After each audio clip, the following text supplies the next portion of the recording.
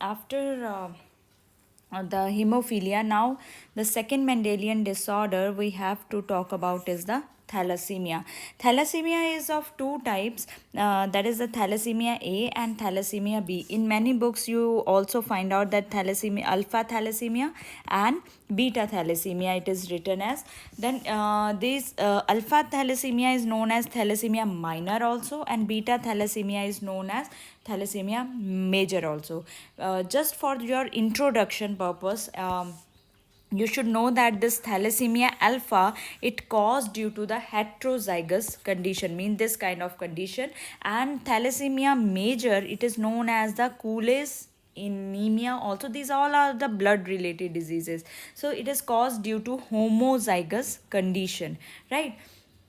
It is not necessary that it should be recessive, it's the homozygous condition. Now if we have to specifically mention about the thalassemia, one thing you need to know that it is not sex linked disorder. It is a autosomal recessive disorder, means that there is a one pair of sex chromosome and other all are the autosomes. So if there is a some change in these autosome chromosome, means in one of the gene of these autosome chromosome, then this thalassemia will happen. So it is a autosomal recessive. Recessive means it always that gene should be present in the recessive form. Now what is happening in actually this is that the bone marrow cells synthesize करते हैं RBC. So bone marrow cells, when they synthesize RBC, those RBC does not work properly in case of thalassemia. And when RBCs they do not work properly, then HB, that is the hemoglobin, is also not produced at the normal level, right? Default level mean not at the normal level. So anemia is one of the characteristic of this disease. The person, if it is very less the hemoglobin, then it lead to a kind of deficiency, hemoglobin deficiency हो जाती है उस person में, और उस condition को हम बोलते हैं anemia. और a person, it means the individuals who are suffering from thalassemia, there is the most common condition is they will be anemic. उनमें hemoglobin की बहुत ज़्यादा कमी रहेगी. The second thing is the transfusion, क्योंकि blood तो body को चाहिए, otherwise how will they carry the oxygen? So transfusion is done at the regular basis. Now the second question come in mind is that how does this actually occurs? हम बात कर रहे हैं यहाँ पे Mendelian disorders की, means we are talking about genes. So this either occur due to the mutation in the gene. Mutation means there is a change in the base pairs, or there is a some base pair get deleted. तो या तो change हो जाएगा, means अगर G है, suppose we have 4 base pair, right? अगर G होना चाहिए था बट यहाँ पे C हो गया, और C ये सेम वैसा ही रहा, राइट? बट यहाँ पे G की जगह C आ गया.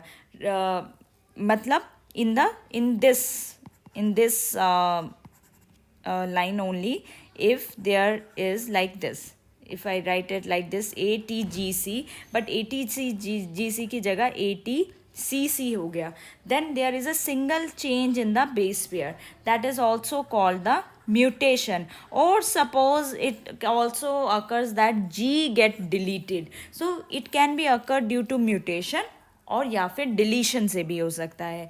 सो दिस म्यूटेशन और deletion result in the reduced rate of synthesis of one of the globin chain of haemoglobin. Haemoglobin की 2 चेन्स होती हैं, alpha as well as beta, right? So अगर या तो अल्फा, अगर अल्फा थैलेसीमिया, अगर अल्फा चेन में कोई अफेक्ट होगा then it will be alpha thalassaemia. If the beta chain will not be properly form then it will B beta thalassemia. So there is a reduced rate, जो synthesis होना चाहिए जितना, अगर उतना से कम हीमोग्लोबिन सिंथेसाइज हो रहा है, then it lead to a disorder which is known as the your thalassemia, right?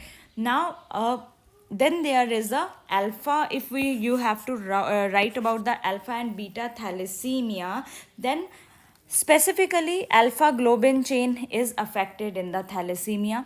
So it means this alpha thalassemia, this is actually associated with the closely linked gene, that is HBA1 and HBA2. And these HBA1 and HBA2, they are present on the chromosome number 16.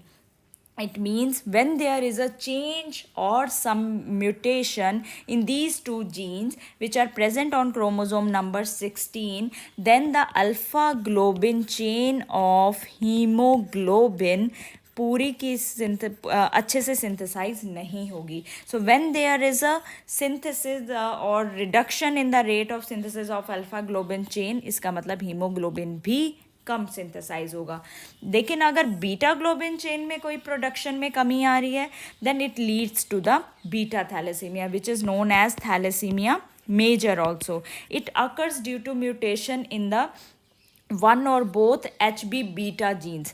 HB beta genes को HBB genes भी बोला जाता है. They present on the chromosome number 11.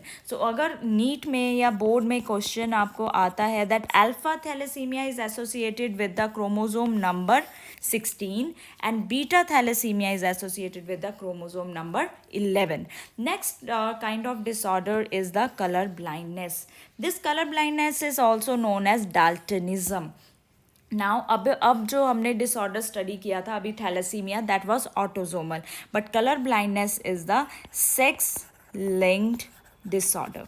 जब भी कभी sex link disorder की हम बात करते हैं, देन इट मीन्स या तो ये वाई क्रोमोजोम पे हो या ये एक्स क्रोमोजोम पे हो. तो बट मोस्टली जो हमने स्टडी किए हैं they are the X linked disorders, right? It means the gene which is getting associated or getting affected, it is located on which chromosome?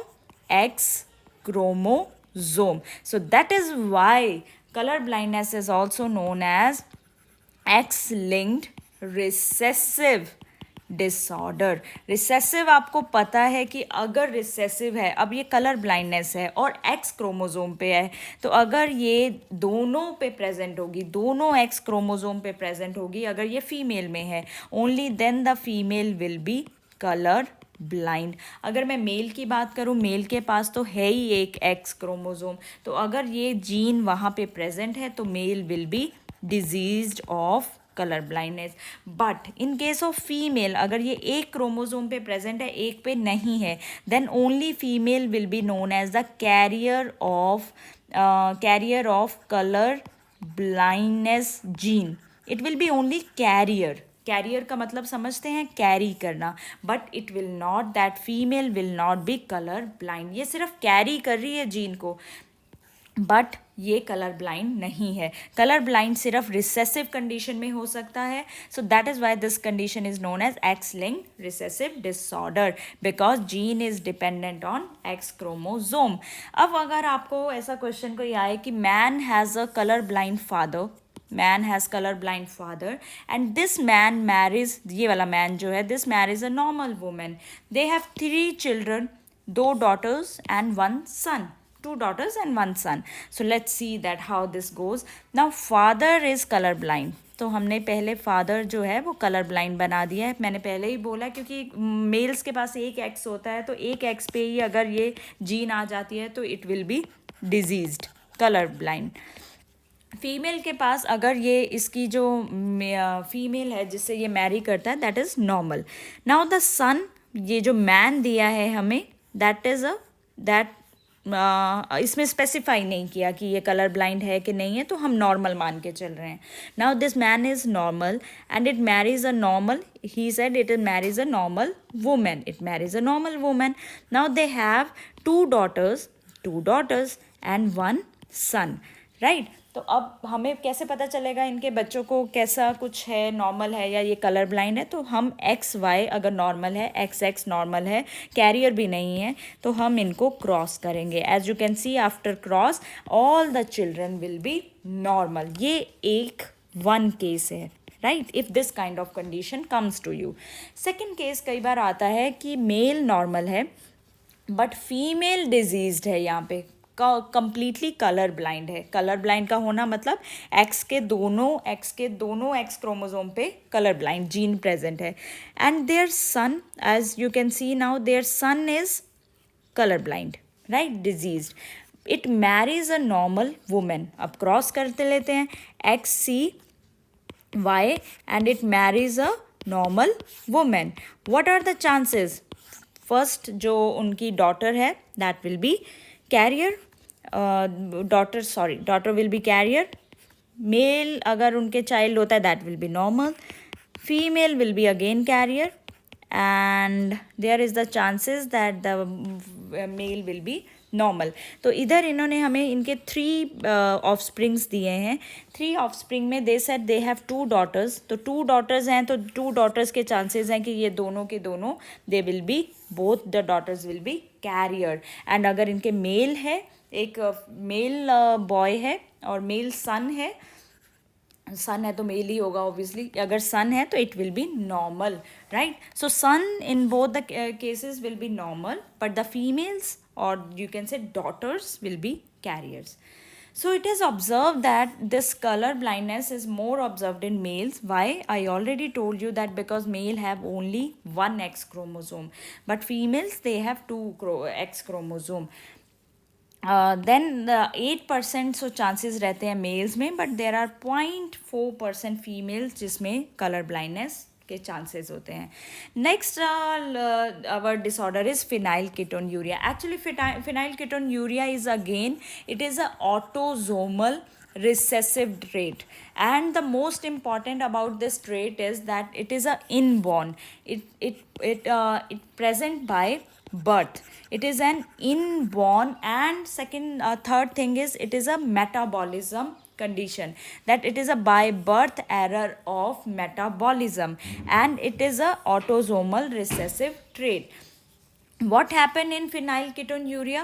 Those person which are suffering from phenylketonuria, they lacks an enzyme which is phenylalanine hydroxylase. phenylalanine hydroxylase का function क्या है हमारी body में? It convert amino acid phenyl alanine. 20 amino acids हमने पढ़े हैं. सो phenyl alanine hydroxylase क्या करता है कि it convert phenylalanine into the tyrosine. Liver में जाके वो टायरोसिन में कन्वर्ट हो जाता है. बट अ पर्सन और द इंडिविजुअल जिनके पास ये फिनाइल एलानिन hydroxylase है ही नहीं. So those individuals which do not have phenylalanine hydroxylase, it means phenylalanine convert नहीं होगा तो ये एक्यूमुलेटिंग होना शुरू हो जाएगा. एक्यूमुलेट मतलब इकट्ठा होना शुरू हो जाएगा बॉडी में, और it convert into phenyl pyruvic acid. हमारी बॉडी में फिनाइल पायरुविक एसिड की कोई भी रिक्वायरमेंट नहीं है, और it can also result in some other forms और other derivatives. So what happen when this phenylalanine convert into phenyl pyruvic acid, it start affecting the brain and result in the mental disorder. So phenylketonuria में the main role is played by phenylalanine hydroxylase. It is an autosomal recessive trait as well as it is an inborn error of metabolism. The last in this Mendelian disorder we have to discuss is sickle cell anemia.